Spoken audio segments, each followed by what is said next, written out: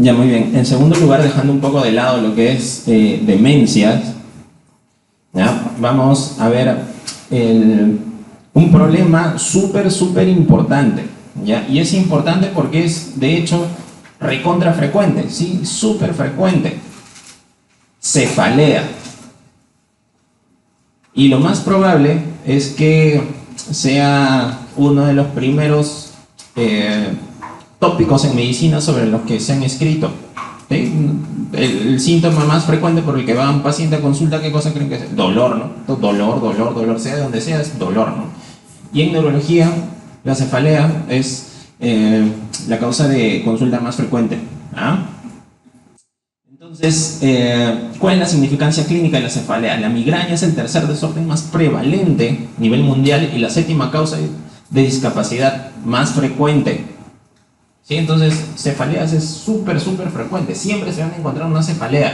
Inclusive, cuando regresen a su casa, va a ver su hermano, su tía, su mamá, le dice, me da la cabeza, ¿cómo puedo tomar? Hijo, tú no estás en, no sé, en tercer, cuarto, quinto año. ¿Ya? No se olviden de eso. Su clasificación. Para los que quieran ir un poco más allá de la fisiopato, ¿ya? Se rige por la ICH3 beta, es la clasificación internacional de las cefaleas. Ya las divide en tres, las divide en cefaleas primarias, donde está la migraña, donde está la cefalea tipo tensional, las divide en cefaleas secundarias, las que son secundarias a tumores, las que son secundarias algo más, ¿no?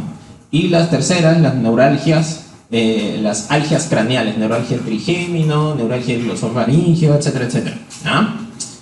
Lo que tienen que saber es que el 90% de las cefaleas son primarias, o sea, van a ser básicamente tensionales o migrañas, ¿ya? O alguna de sus variantes. Eso va a ser el 90% de todas las cefaleas. Sin embargo, en nuestras manos está darnos cuenta del otro 10%, ¿ya? En sus manos está darse cuenta de verdaderamente qué paciente tiene una cefalea que debe ser estudiado en el acto. Como ya les dije, las enfermedades neurológicas, ¿ya?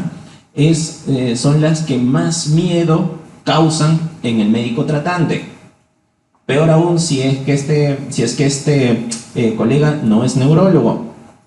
Ya saben, porque es difícil, hay que saber neuroanátomo, hay que saber seno, hay que saber un montón de cosas para poder tratar algo tan simple como una cefalea, ¿ya? Entonces, frente a lo que no sabemos, nosotros ¿qué hacemos? ¿Cuál es la reacción normal? Minimizarlo, ¿ya? O tal vez de taquito dejárselo para alguien más.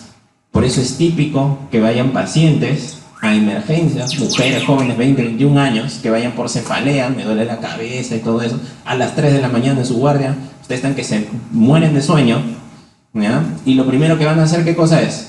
Preguntarle a ella, mujer joven, 20 años, que viene con cefalea a las 3 de la mañana, ¿te has peleado con el enamorado? Y lamentablemente sí se ha peleado con el enamorado. Dice, sí, me he peleado con mi enamorado. Entonces, ¿qué cosas dicen ustedes? Ah, ella es conversiva, ella es psiquiátrica, no toma tu paracetamol, toma tu clonazepam y a tu casa. Sí, eso es típico, eso pasa todos los días, en todas las guardias. ¿Ya? Pero es frecuente también que después esa paciente llega a su casa, pierde la conciencia, ya no despierta, ¿sí? Se va a otro hospital, ¿ya? Y muchas veces, o al menos los que me toca ver en emergencia, son pacientes que han sido vistos en unos, en dos hospitales, mujeres jóvenes que vienen, cuando están conmigo son meningitis, son tumores, son hemorragias subaracnoideas, son pacientes que han sido dados de altas en su casa, se mueren, ¿ya? Entonces, por eso, las cefaleas pueden ser tan simples como una cefalea de tipo tensional, pero en nuestras manos está identificar a esa persona con cefalea que verdaderamente tiene una meningitis, a esa persona que tiene una hemorragia subaracnoidea, cuya mortalidad es altísima, ¿no? Y para eso, lo que tenemos que saber es, ya les dije, la fisiopatología, así que es el vínculo entre las ciencias básicas y la clínica, ¿sí? Si yo estudio neurociencias sin entender la clínica, es por las puras, y eso está demostrado en varios estudios, ¿ah? Entonces, ¿qué implicancia tiene eso? Claro, entonces, ¿tú qué dices? Ah, entonces, ahora, cualquier cefalea que me venga, ¿ya? Tomografía para todo, se acabó, no me hago problema, ¿sí?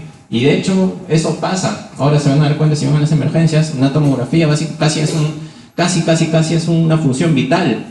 Y a veces el paciente no tiene presión, no tiene pulso, ¿no? Pero tiene su tomografía. Alteración de conciencia, no tiene subglicemia, ¿no? Capilar que te toma 5 segundos, pero tiene tomografía. Así de fácil. Sí, porque yo me lavo las manos, cualquier cosa le tomé tomografía, no hay nada. ¿Ya? Y sin saber pues que en neurología los exámenes son exámenes auxiliares. Lo más costo efectivo, ya saben, es la valoración neurológica, la valoración clínica. Hasta ahora es la única especialidad ya que puede decir que se basa en la semiología, en la clínica, cuyo diagnóstico se basa en sus manos y en su cerebrito para poder pensar, nada más, ¿no? Pueden tener un paciente que se está muriendo en emergencia, tiene electroencéfalo normal, punción lumbar normal, resonancia de encéfalo normal, resonancia cervical normal, lumbar normal, dorsal normal. ¿Qué más quieren? ¿Qué otro examen quieren? Electroencéfalo normal, electromiografía normal, todo normal, y está que se muere al frente suyo. Nadie va a hacer el diagnóstico, solamente ustedes con su habilidad para poder tomar los datos de la historia y para poder examinar a ese paciente, ¿ya? Esa es la magia de la neurología. Entonces, tienen que saber que hay un montón de recursos que se gastan en la valoración de pacientes con cefalea, ¿sí? Por eso tomar tomografías a todos los que tienen cefalea, por ejemplo, son innecesarios. Es gasto de recursos de manera innecesaria. Y lo que les hablaba en historia, por ejemplo, uno de los documentos más antiguos en la historia de la humanidad, el papiro de Ebers, ¿ya? Hablaba sobre cefalea, migrañas y neuralgias. Se sabe que hace 9000 años, en el Neolítico, ya habían trepanaciones craneanas. ¿Ah? Hipócrates ya había descubierto y escrito síntomas visuales asociados a cefalea. Y Arateus de Capadocia, ¿sí?, ya había arrojado alguna clasificación de cefaleas, ¿sí?, en el siglo I, 200 años después de Cristo. Entonces es uno de los síntomas más antiguos de la humanidad. Entonces, su prevalencia, la cefalea a lo largo de la vida, una persona tiene, no, el 96% de todas las personas van a tener cefalea en algún momento de su vida, ¿ya? 40% de todas las personas van a tener cefalea tensional en algún momento de su vida. Un 10% migraña. ¿Ah? Es más frecuente entre los 25 y 55 años. Y, oh sorpresa, predominio femenino. ¿Sí? Predominio femenino. Ahora, fisiopato, ¿por qué es que se da la cefalea? Lo primero que tienen que saber en capítulo de cefaleas es que no todo lo que está en su cabecita duele. Solamente hay algunas estructuras que pueden transmitir o generar el dolor. ¿Ah? Entonces, el dolor es una respuesta fisiológica normal. Claro, hay algo que está yendo mal, por eso tu cuerpo te avisa, ¿no? Y se da por estímulo de receptores nociceptivos, ¿no? Acá es importante recalcar algunas cosas. No es parte de esta charla incidir sobre todo en esto, pero es importante que lo sepan. Dolor, no se olviden, dolor. Una de las cosas más frecuentes por las que va el paciente a consulta es dolor, ¿no? Entonces, es típico, por ejemplo, en mi caso, encontrarme pacientes que tienen lumbalgia, que tienen lumbalgia sobre todo, ¿no?, que han sido tratados por 1, 2, 3 médicos, que han recibido paracetamol, que han recibido ibuprofeno, han recibido naproxeno, han recibido celecoxib, han recibido etoricoxib, como 9 sobre las pastillas, imagínense, y el paciente sigue con dolor, solamente porque no sabemos cómo abordar uno de los síntomas más frecuentes en la historia de la humanidad del dolor. Lo primero que tienen que saber es que dolor hay dos tipos: nociceptivo y neuropático, ¿sí? Dos cosas que tienen un tratamiento completamente distinto. El nociceptivo se da por esto: estimulación de receptores nociceptivos, liberación de mediadores inflamatorios, ¿sí? Terminaciones nerviosas desnudas son las que captan, ¿sí?, esto, transmiten una señal eléctrica como dolor, ¿sí? Dolor neuropático, el que cuando nos golpeamos, nos cortamos, etc. Y existe el dolor neuropático, que se da o se define como todo dolor desencadenado por lesión de la vía somatosensitiva en cualquier parte de su recorrido, ¿sí? Dolor en nervio, no sé, en miembro superior me puede dar dolor neuropático, sí. TBM, traumatismo vértebro-medular, ¿me da dolor neuropático? Sí. Lesión talámica, síndrome de Guerin-Roussy, ¿sí? Dolor neuropático, claro, dolor neuropático. Y así, TEC me puede dar también cualquier lesión en la vía somatosensorial, me puede dar un dolor neuropático. ¿Por qué es importante diferenciarlo? Porque al nociceptivo, este de acá, a él sí le voy a dar paracetamol, cualquier AINE, ¿sí? Pero al dolor neuropático, un AINE no le va a hacer ni cosquillas, no le va a hacer nada. Te voy a hacer que este paciente gaste su dinero por las puras, ¿ya? Y no solo eso, sino que un paciente con dolor neuropático tiene tiene mucha mayor predisposición a depresión y a suicidios. Y peor aún, pues si su dolor no se controla. A esos pacientes tengo que darle sobre todo a anticonvulsivantes, ¿ya? Entonces es un tratamiento completamente distinto. Entonces, en lo que es cefalea tengo que buscar qué cosa es lo que va a estimular estos receptores nociceptivos, ¿ah? Entonces, los mecanismos por los que se produce este dolor: distensión, tracción o dilatación de venas y o arterias. Una disección carotídea me va a dar un dolor cefalea o dolor cervical bastante importante, ¿ah?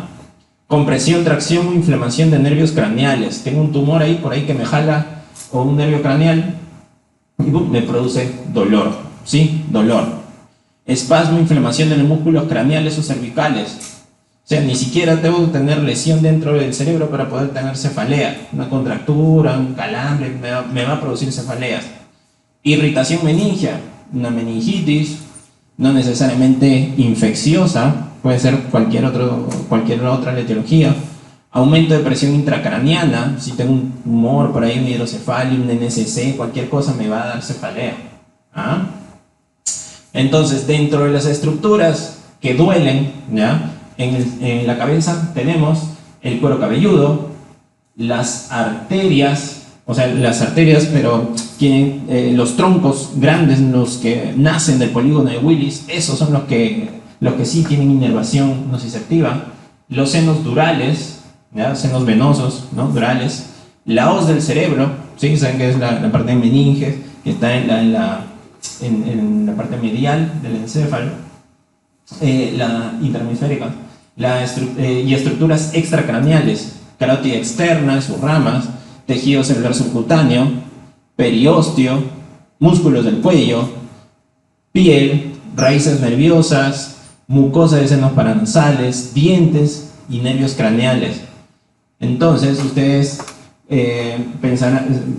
van a ver, la próxima vez que vean un paciente con cefalea, tienen que ver de dónde viene ese dolor, ¿sí? Eso es lo importante. Y de hecho, para los que no han llegado todavía a neuro, la base del diagnóstico neurológico y el secreto de neurología, para los que no han llegado a neuro, ¿sí? Es una cosa bien simple. Acá no trato de ver si este paciente tiene esclerosis múltiple, eso, no. El secreto de la neurología es que ustedes determinen dónde está la lesión, el diagnóstico topográfico, ¿ya? Entonces, acuérdense, métanse sus cabecitas para cuando lleguen a clínica, ¿ya? O para los que están en introducción, para cuando lleguen a medicina interna, o para los que ya terminan medicina interna, cuando lleguen al internado, o si es que no entienden neurología clínica, ¿ya? Antes de determinar por qué se enferma, antes de que traten de ver qué tiene este paciente, lo primero que tienen que ver es dónde está la lesión. En base a eso va a ser súper fácil que llegue un diagnóstico, ¿ya? Diagnóstico topográfico, no se olviden. Entonces, siempre que vayamos a ver un paciente neurológico, lo primero que tengo que ver es dónde está la lesión. ¿Es un problema medular? ¿Es un problema de meninges? ¿Es un problema de nervio óptico? ¿Es un problema de tálamo, cápsula interna? ¿Es un problema de corteza, no sé, del músculo, unión neuromuscular, etcétera, etcétera? ¿Ya? ¿Cómo identifican dónde está la lesión? Semio, ¿ya? Semio. Ahorita no estamos en semio, pero ya les he dicho algunos tips para que puedan reconocer estas cosas, ¿ya? Entonces, saben que hay problemas que pueden estar dentro del cerebro, como un tumor que requiere pues una evaluación y un tratamiento urgente, o puede ser algo recontra torpe, ¿no? Como, por ejemplo, no sé, un diente que produce dolor, ¿no? Cosas, y que puede interpretarse como cefalea. ¿Ah? Este es un cuadrito en donde hablan más detenidamente de la génesis del dolor, de mecanismos por los que se puede dar, ¿ya? Pero vamos a avanzarlo, se lo dejo por ahí. Lo otro que tienen que saber de la cefalea es que puede haber un dolor referido, ¿ya? Sabiendo que en nuestra cabecita, ¿ya? ¿Quiénes se encargan de mediar el dolor? Básicamente el trigémino, todo lo que es el rostro, ¿sí? Y las raíces cervicales, C2, C3, ¿sí? Quinto 1, quinto 2, quinto 3 y C2, C3, acá abajo, ¿ya? Las lesiones supratentoriales, ¿ya? Van a ser mediadas sobre todo por quinto 1 y las infratentoriales sobre todo por C2 y C3, ¿ya? ¿Cuál es el truco de acá? es que ambas, ¿ya?, tienen una conexión al núcleo trigémino caudal. ¿Ya? Ambas pasan o tienen interconexiones. ¿Ya? ¿Cuál es la relevancia clínica de esto? En que puedo tener un tumor frontal, ¿ya?, que va a estimular al quinto 1, pero puede ser percibido como occipital, inclusive como cervicalgia, ¿ya?, porque es interpretado, la traducción es interpretada, ya, en estos núcleos trigéminos caudales como si viniese de la parte occipital. ¿Sí? Entonces, eso es algo que yo debo tener en cuenta al valorar ese tipo de pacientes. ¿Ya? Puede haber un dolor referido. Entonces, este es un grafiquito, pues, en donde vemos quinto 1, ¿no?, cómo puede enviar su señal, y el C2 y el C3, que también, pues, envía las señales hacia tálamo. Acuérdense, tálamo es la vía de relevo más importante del sistema somatosensorial para hacerse consciente, ¿no?, ya en la corteza. Entonces, ambos, ¿sí?, logran tener comunicación en el núcleo caudal trigeminal. Ya por eso puede haber un dolor referido, como ya les he contado. ¿Ah? Entonces, para empezar, específicamente en cómo se producen estas cefaleas, ¿ah?, acuérdense, dentro de las cefaleas primarias básicamente tenemos tensional, tenemos migraña. Y la más importante, o lo que quiero que me presten atención, es en migraña, ¿ya? Porque en migraña, aún hasta el día de hoy, todavía en pregrado no le dan la información más adecuada muchas veces, ¿ya? Entonces, repasemos algunas teorías de la génesis de la migraña. Ya acuérdense que, ¿cómo es una migraña? Ya es una cefalea siempre severa, ¿no?, moderada, severa siempre, característica que es incapacitante. ¿Ya? Cada vez que viene este dolor, el paciente tiene que dejar de hacer sus cosas, ¿sí? Entonces, muchas veces cuando viene el paciente te va a decir, o sea, cuando tú le haces la historia al paciente, le dices, del 1 al 10, ¿cuándo te duele? Muchos de los pacientes te van a decir, me duele 10, no me duele 11, me duele 20, ¿sí? Y tal vez no sea muy severo. Entonces, pero en migraña el dolor siempre va a ser severo, y lo otro es que va a ser discapacitante. Entonces, por más que el paciente te diga, no, me duele un montón, me duele como 50, cuando ustedes le preguntan, pero puede seguir haciendo sus cosas, ¿ya?, el paciente con migraña te va a decir, no, tengo que echarme porque no puedo hacer absolutamente nada, si el dolor es incapacitante. En una cefalea, tal vez que sea tensional o que tenga alguna otra cosa, el paciente por lo general dice, no, sí, con dificultad, pero sigo haciendo mis cosas, ¿no? Sigo atendiendo la clase, sigo lavando mi ropa, sigo haciendo lo que sea que esté haciendo. ¿Sí? La migraña no, tiene que suspender sus cosas, ¿no? Entonces, es típico que sea una mujer joven, ¿no?, 20 años, por ahí 25 años, con cefalea, que no necesariamente tiene que ser la mitad del cráneo, ¿no?, un hemicráneo, lo que típicamente nos enseñan, puede ser global también, ¿ya? Que tiene episodios de cefalea que duran más o menos, al menos 4 horas, ¿sí? Puede durar un día. Entonces, cuando ustedes le preguntan al paciente, ¿y ese dolor te viene 5 minutos, 10 minutos, 15 minutos? Cuando es una cefalea tensional, cuando es algo que es más sencillo tratar, dicen, sí, 5 minutos se me va, 10 minutos se me va. En migraña no, te dicen, el dolor sigue, me persigue durante horas, me puede durar todo el día, a menos que tome pastillas, ¿sí? Más o menos ese es el cuadro clínico de la migraña, que te dice que por ahí puede haber lucecitas antes, que te dice que puede tener náuseas, vómitos, que puede tener fonofobia, fotofobia, ¿ya? Pero la característica más importante es su severidad y es su carácter incapacitante, ¿no?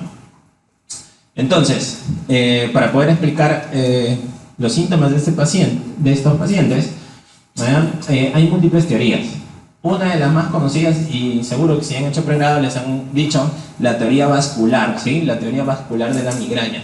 Entonces, desearía empezar con la explicación de la fisiopatología de la migraña, diciéndoles que el origen vascular de la migraña es un concepto obsoleto, ¿sí? Eso ya no me sirve para nada. Ya se ha demostrado categóricamente que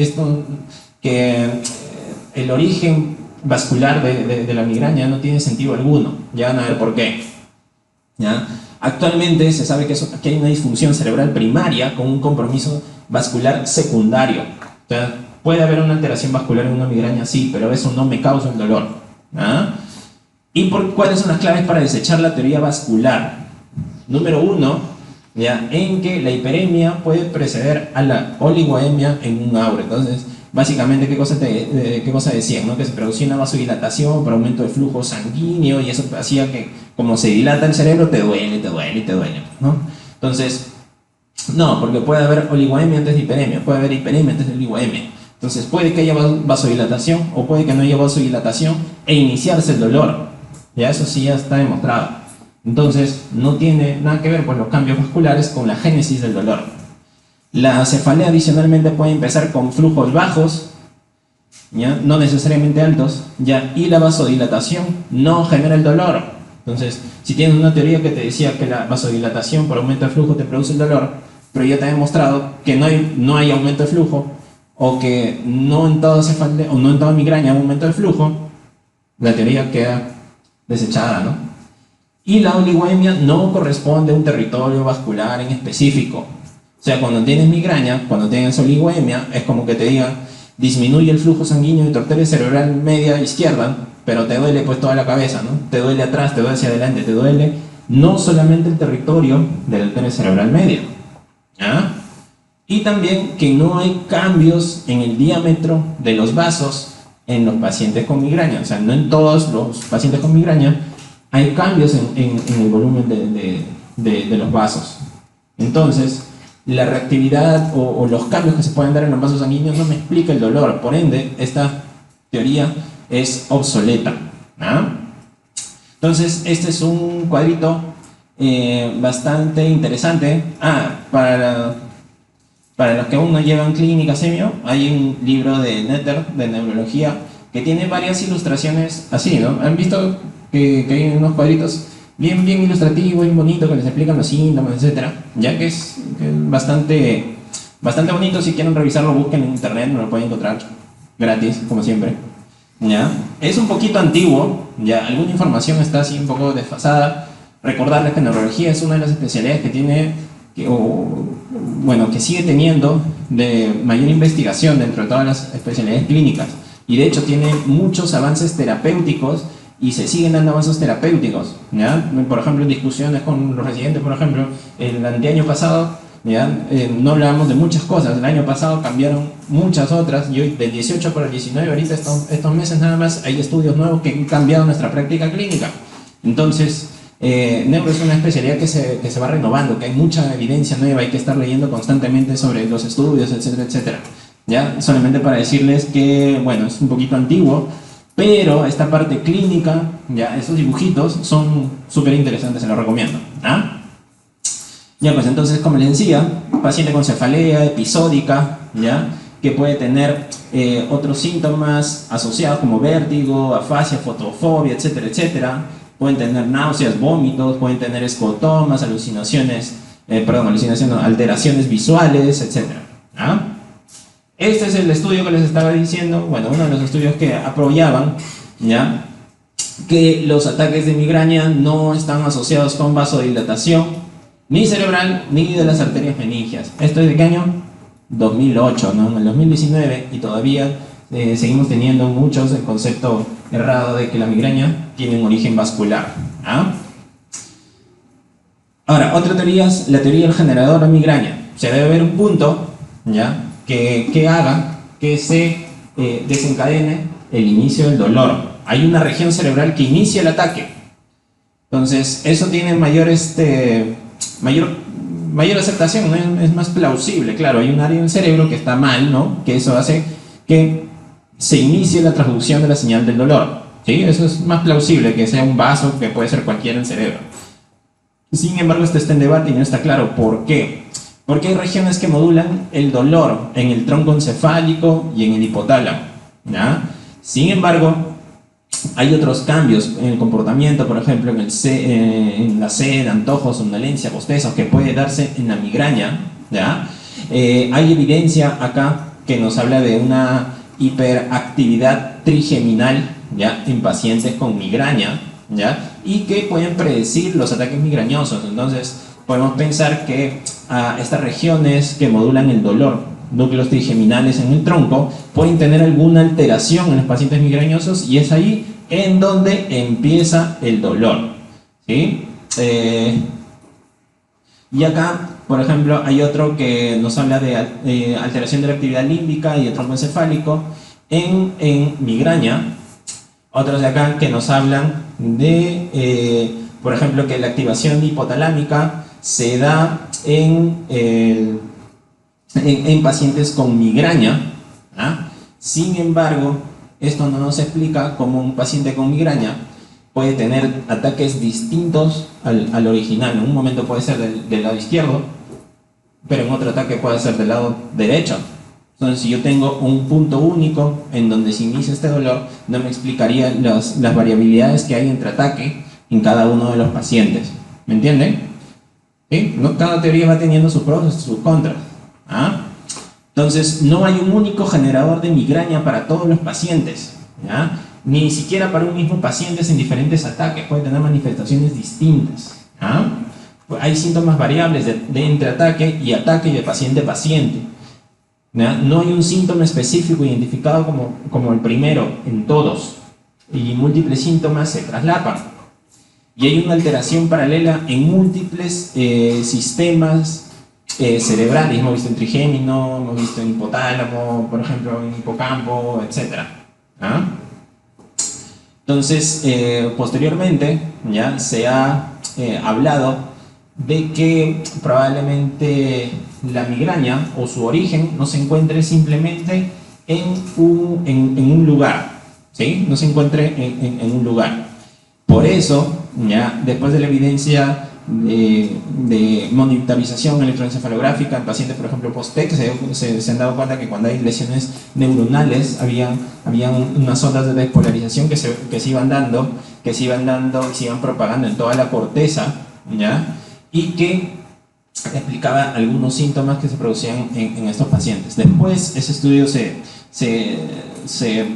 extendió ya a pacientes con cefalea, sobre todo en migraña, y acá nace la teoría de la depresión cortical propagada, que es la que se maneja hoy por hoy como la explicación más aceptada de la migraña, ¿ya? Básicamente, ¿cómo es esto? ¿Cómo esta onda de agua? ¿Ya? Es una onda que empieza en algún punto, pero se va propagando por toda la corteza, ¿sí? Va despolarizando toda la corteza. Este es considerado el sustrato electrofisiológico del aura migrañosa. ¿Ah? Inicia en el polo occipital y se va propagando hacia todos los hemisferios de 2 a 4 milímetros por minuto. Entonces, ¿se acuerdan que también había una propagación en el cerebro, sí, que tenía una manifestación clínica? ¿Sí? ¿Qué cosa es eso? Una crisis epiléptica, pues, ¿no? Una crisis epiléptica. Pero las velocidades de conducción son distintas, ¿ya? Pero su sustrato fisiopatológico puede ser más o menos similar. Y es por eso que en algunos pacientes con migraña, su tratamiento preventivo, ¿cuál creen que sea? Anticonvulsivantes, pues, anticonvulsivantes, ¿ya? ¿Qué sucede acá? Hay disrupción de los gradientes iónicos y despolarización, ¿sí? Hay neuronas que empiezan a despolarizar desde la parte de atrás hacia adelante. Y, oh sorpresa, eso me explica el aura visual, me puede explicar la fotopsia, me puede explicar escotoma, me puede explicar todos los síntomas visuales que preceden al ataque de la migraña, seguido ya de un periodo de hiperpolarización, ¿sí? Todo lo que se despolariza tiene que repolarizarse. En ese momento aparecen los síntomas negativos, ¿sí? Escotomas, por ejemplo, afasias, todo lo que son déficit, ¿sí? En un paciente con migraña. Después, en cambios vasculares, que también puede verse afección acá, hay una hiperemia inicial seguida de una oligoemia en la corteza. Entonces, también es una despolarización que puede o puede no tener manifestaciones vasculares y que podría explicar las observaciones vistas cuando nosotros estudiamos la teoría vascular, ¿ya? Y la onda no corresponde a un territorio vascular, claro, entonces la despolarización nunca se va a dar en el mismo sentido, no se va a dar en la misma magnitud, ¿sí? Eso depende del estado de las neuronas, de su estado de repolarización, etcétera, etcétera. Y la pregunta está: ¿en la depresión cortical puede activar el sistema trigémino cervical y desencadenar este dolor? ¿No? Y lo que sabemos hasta ahora es que puede producir aumento del flujo de la arteria meningia media. Puede causar extravasación de proteínas en la dura madre, entonces eso es irritación meningi y puede causar dolor. Y causa mayor producción de óxido nítrico. ¿Ah? ¿Y qué pasa con los pacientes que no tienen aura? Porque esto me explica, claro, ¿no? Todo bonito, cómo se va dando de atrás hacia adelante los síntomas visuales, después que active el sistema trigeminal, ¿sí? Del dolor. ¿Qué pasa con los que no tienen aura? Entonces, hay que saber que el núcleo caudal trigeminal, por ejemplo, se va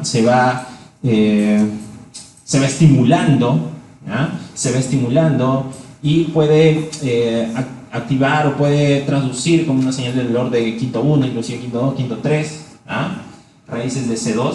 Entonces, es ahí en donde podemos tener el sustrato del dolor, ¿sí? Una despolarización que va avanzando poco a poco hasta que estimula estos núcleos caudales trigeminales, ¿ya?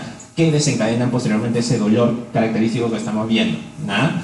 En la activación se produce la liberación de neuropéptidos vasoactivos, que también puede o no puede producir cambios vasculares, ¿ah? Y liberación de mediadores inflamatorios, sustancia P, polipéptidos, etcétera, etcétera, ¿ah? Hay otra teoría que hay un cerebro hiperexcitable, ya que nos habla de respuestas exageradas a estímulos sensitivos. Por ejemplo, nosotros que estamos sentados, ustedes que, no sé, van en la combi en verano, abren toda la ventana, sacan la cabeza y sienten el aire que les cae en la cara, eso puede ser un estímulo, ¿sí? Nociceptivo en sus caras, y sus caras están innervadas por el trigémino. Entonces, y de un momento ese trigémino transduce esa señal, no como dolor, ¿sí? La transduce como tacto, ¿sí? En sus caras, ¿ya? Pero en algún momento estos mecanismos de transducción del dolor pueden verse alteradas, ¿sí? Conforme podemos tener estímulos más frecuentes en la cara, puede haber una hiperexcitabilidad o una falla de inhibición, ¿ah? Y lo cual puede causar una hipoactividad en regiones inhibidoras del dolor. Esto más o menos se explica un poco de... es una parte de la explicación del dolor neuropático, ¿sí? En donde, por ejemplo, cuando se daña un nervio, este nervio empieza a despolarizar por sí solo, ¿sí? Porque hay una parte que está desnuda y empieza a despolarizar. Al final, una corriente es la que va hacia el cerebro. Esa corriente, de una forma u otra, va a ser traducida como dolor, porque viene de un nervio que traduce, que transmite el dolor, ¿sí? No hay ningún estímulo, pero esa corriente es traducida como dolor, ¿sí? Los mecanismos que yo tengo para poder mitigar la conducción del dolor, ¿ya? Se alteran, obviamente, si están siendo estimulados a cada rato. Entonces, esto me va a dar algunos cambios. Puedo tener una disminución en el umbral del dolor, e inclusive pueden haber otros estímulos que no son dolorosos, pero al pasar por estos centros de transducción que están alterados, pueden ser traducidos como dolor. Tal vez el tacto, ¿sí? El tacto grueso, el tacto fino, pueden desencadenar dolor, ¿ah?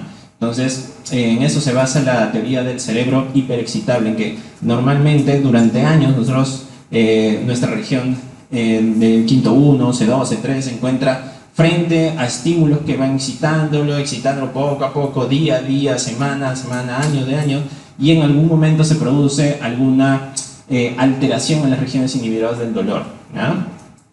Y que puede haber una activación recurrente, prolongada, que me produzca una sensibilización central y o periférica, ¿ya? Que me producen disminución del umbral doloroso e inclusive alodinia cutánea, ¿no? Eso sobre más o menos cómo es que se va produciendo la cefalea, ¿no? Primaria, lo que es migraña, ¿sí? Eso es lo que se sabe sobre las teorías que me pueden explicar el origen de la migraña y la progresión de los síntomas. Acuérdense, la onda de despolarización cortical es la teoría más aceptada ya actualmente, ¿ya? Olvídense de la teoría vascular, eso ya se sabe que no me explica la génesis de la migraña, ¿ah? Ahora, la cefalea tipo tensional guarda algunos mecanismos similares, pero esta está asociada al estrés, a trabajo pesado, ansiedad, es súper prevalente y de hecho es lo más frecuente que se van a encontrar en consulta, ¿ya? calma con la relajación, calma con el sueño, analgésicos. Son pacientes que se quejan de cefalea, pero que pueden seguir haciendo sus cosas, ¿no? Sin ningún problema. Puede deberse a contractura muscular, ya lo cual se va a traducir como dolor, acuérdense el estrés, todo eso puede producir contractura de músculos cervicales, ¿no? Acuérdense que puede haber un dolor referido, ¿sí? C2, C3 de musculatura cervical puede ser traducido como un dolor frontal, ¿sí? Por la interacción que hay en el núcleo trigeminal, ¿ya? Hay disminución del umbral doloroso y una sensibilización central. Todo lo que es estrés, trabajo pesado, estrés sobre todo, puede disminuir el umbral doloroso, ¿sí? Y esto nos explica o nos habla mucho sobre la interacción de múltiples lugares en el cerebro. En la neurología clásica, ¿sí? Charcot, toda esa gente, ¿qué cosa trataban de explicar con neurología? De que había un área en específico que se encargaba de una función tal, ¿no? El área tal se encarga de tal lugar. De tal función, perdón. Esa era la neurología clásica, pero hoy por hoy se sabe que el cerebro no es mucho más que la suma de múltiples núcleos, ¿sí? De múltiples áreas. El cerebro trabaja al unísono para múltiples funciones. Por ejemplo, en el lenguaje, típicamente nos enseña, hay área Broca, área Wernicke, el fascicular 4 y se acabó. Se daña este, me va a dar una fascia motora, se daña este, una fascia sensitiva, se daña este y me va a dar una fase de conducción y se acabó, ¿no? Pero puedo tener lesiones en algún otro lugar que no tenga nada que ver con el área de lenguaje, pero me puede dar alteraciones de lenguaje. Hay fascias talámicas, por ejemplo, ¿no? Entonces, ¿qué me quiere decir esto? De que hay múltiples áreas en el cerebro que trabajan al unísono para una sola función. Entonces, el estrés, por ejemplo, ¿ya? Puede causar no solamente este problema de que haya contractura en el cuello, etcétera, etcétera, sino que puede disminuir el umbral doloroso. Por eso que es típico que los pacientes que tengan depresión, todos los que trabajen, que no duerman bien, que tengan jornadas laborales bastante pesadas, que tengan problemas familiares, que le griten en el trabajo, todo eso, siempre tengan cefalea, que tengan lumbalgia, un montón de cosas. ¿Ah? Eso es importante, no se van a olvidar. Entonces, una cefalea tensional, como les digo, es una cefalea que siempre es leve, por ahí moderada, aunque el paciente muchas veces te va a decir, no, me duele del 1 al 10, me duele 10, 15, 20, ¿verdad? La característica es que su duración puede ser variable. A veces el paciente le va a decir, me dura 5 minutos, otra vez 1 hora, otra vez es todo el día, otra vez es 1 semana y no me pasa para nada. O sea, es variable. Muchas veces el paciente va a cambiar su versión sobre el tipo del dolor, ¿no? Lo importante es que no es severo, ¿ya? Y lo importante es que no es incapacitante, ¿ya? No es incapacitante como la migraña. Puede cursar con náuseas tal vez, ¿ya? Podría cursar con náuseas, ¿ah? Pero su carácter transitorio, benigno, autolimitado es lo que lo caracteriza, ¿ya? Tumores, ya hablando de cefaleas secundarias. La prevalencia de cefaleas en tumores es más o menos alta, 50-70%. Depende del tamaño, obviamente. Un tumor pequeñito no va a dar síntomas jamás en la vida. E inclusive hay varias series en donde se hacen anatomías patológicas a personas que se han muerto de otra cosa y se les encuentran tumores, ¿no? Que tal vez no hayan causado síntomas algunos, ¿ya? También depende si hay infratentoriales o supratentoriales. Acuérdense, infratentorial por debajo del tentorio, de la meninge que recubre el cerebelo. No hay mucho espacio en donde se pueda distender el cerebelo. Es fácilmente que un tumor pequeñito cause síntomas, ¿ah? Etcétera. La cefalea, ¿cómo es la cefalea? Y acá yendo un poquito más en clínica. Esta puede ser subaguda, puede ser progresiva, inclusive porque no tenga cefalea. Por lo general inician en la adultez, ¿no? Como todas neoplasias son siempre más frecuentes en personas mayores. Hay tumores que son típicos en niños, sí, típicos, meduloblastoma, sobre todo, fosa posterior, ¿ya? Cambios en el patrón de la cefalea. Es más, pueden haber pacientes que tienen migraña, ¿no? Pero que tengan migraña no lo vuelve inmune, pues, a los tumores cerebrales, ¿no? Pueden tener migraña, pueden tener un tumor cerebral también. Entonces, cambios en el patrón de la cefalea. Es un paciente que ya sabe, ¿no? Que viene un dolor incapacitante que dura 5 horas, 6, 7 horas, que náuseas, vómitos, escotomas, todo eso, pero se le agrega otro tipo de dolor, ¿ah? Ahí tengo que sospecharlo. Asociado obviamente a náuseas y vómitos persistentes, incoercibles, que no pasan por nada, ¿ya? Y esto es una de las cosas más importantes, ¿ya? ¿Qué cosas deben de preguntarle a un paciente con cefalea, ya, para de una forma u otra dejar de sospechar o bajar su alarma sobre este paciente tiene algo que puede matarlo? Pregúntenle, señor, ¿este dolor lo despierta por la noche o no? ¿Sí? Pregúntenle, ¿ese dolor que usted tiene disminuye cuando se echa? ¿Ya? ¿O aumenta cuando se echa? Eso es importantísimo, porque acuérdense que cuando un paciente está en decúbito dorsal, disminuye el retorno venoso pues, al corazón, ¿sí? Eso quiere decir que poco a poco va aumentando la presión intracerebral. Imagínense pues en la noche, ¿no? 8 horas echadas, ¿cómo va a estar esa presión intracerebral? Va a haber aumento, porque hay disminución del retorno venoso. Si hay un tumor ahí gigantesco, ¿qué cosa va a desencadenar? Cefalea, pues obviamente. Y de hecho es típico que los pacientes que tienen tumores cerebrales reporten cefaleas matutinas, que conforme pasa el tiempo hay que se les pase un poquito. Ya, lo mismo sucede pues cuando el paciente se echa, está parado, no tiene problema alguno, ¿no? Cuando se echa, ahí empieza a doler la cabeza. Pregunten, es un tip de semio bastante importante, ¿ya? Y que también pues aumenta con Valsalva, ¿no? Cuando tose, cuando va al baño, etcétera, etcétera, ¿ya? En trauma, por ejemplo, acá tenemos un TEC, ¿no? Bastante importante. Ya la clínica no es específica, el paciente puede tener cefalea, un montón de características, ¿ah? Dentro de los 7 días post-trauma puede haber, o inclusive después de haber recuperado la conciencia. Un dolor post-TEC ya puede ser agudo, dentro de los 3 meses después de la lesión, o persistente, puede ser ir más allá de los 3 meses después de la lesión, ¿sí? Acá hay mecanismos implicados, por ejemplo, en la alteración de la traducción de señal, la sensibilización central, sensibilización periférica, etcétera, para poder cronificar ese dolor, ¿ya? Y las lesiones cervicales pueden presentarse como cefalea, ¿ya? Acuérdense por la relación que hay en el núcleo trigeminal caudal, ¿ya? Infección, ya acuérdense que hay inflamación de meninge está bastante inervada, por eso me causa cefalea y de vasos sanguíneos. La cefalea es el síntoma más frecuente de la meningitis, hasta un 90%, ¿ya? No se olviden. También puede ser desencadenado por sinusitis, mastoiditis, abscesos, problemas dentarios, etcétera, etcétera. Pueden cursar con cefalea, ¿ya? Inclusive puede haber es una perla en neurología, una entidad rara, pero bastante interesante, una meningitis recurrente, ¿no? Cefalea recurrente, náuseas, vómitos, por ahí un poquito de alteración de conciencia, como meningitis recurrente de Molaret, ¿ya? Pues acá está uno, pero sobre todo por el P-virus tipo 2, ¿ya? Más o menos, acá terminamos. Lo otro que no he tocado, porque es un tópico aparte, sería sobre todo lo que son las neuralgias, ¿ya? Neuralgia el trigémino, el glosofaringeo. Entonces, eso nada más es un tema completamente aparte.